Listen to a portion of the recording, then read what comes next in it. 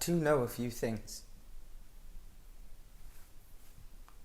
Not so many as a scholar or a bookkeeper. Not so wide nor wonderful as would pen the pages of the great philosophers of old. But all the same, I know them.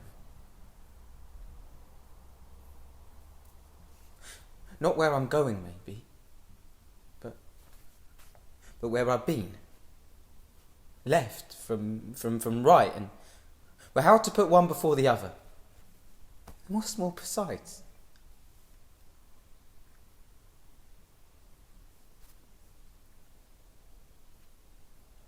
I know about trees and toadstools and the smell of a forest before it rains, the precepts of geometry, and the sound of a lyre in an empty concert hall,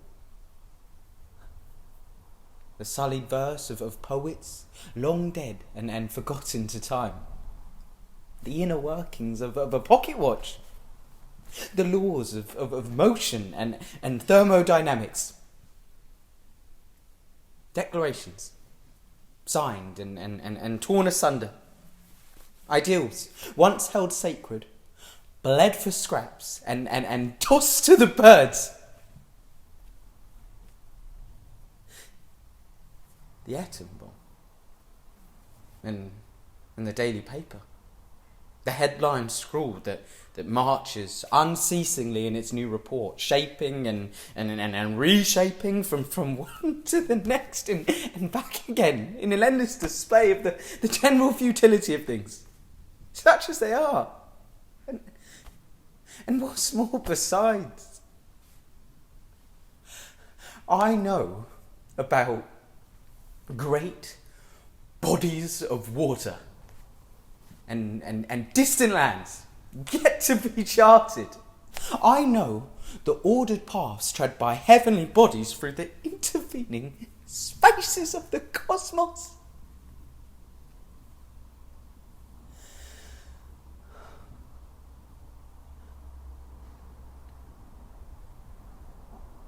I know about little tin soldiers, decked head to toe in technicolor laurels, the fading print of a last kiss on a lonely flower petal, the oscillations of particulate matter, the motions and stillness of various things, and high above it all, the man who sits on the moon.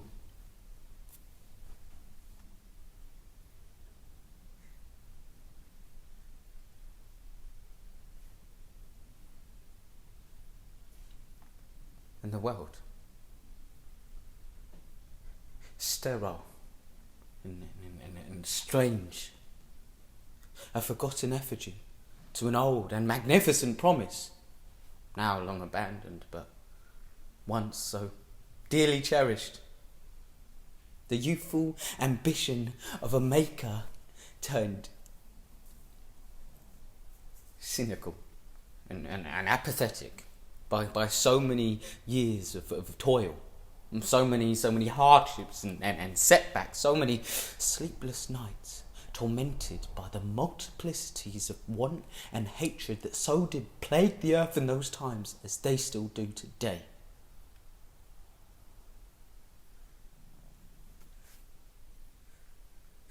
And I intend,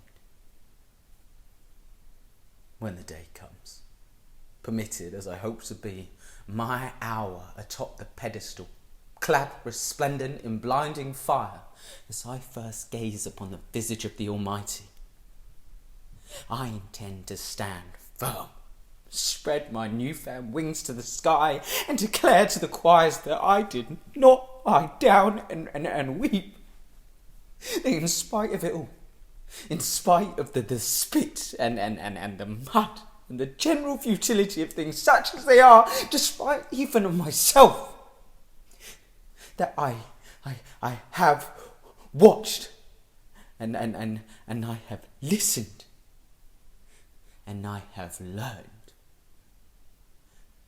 and I do know a few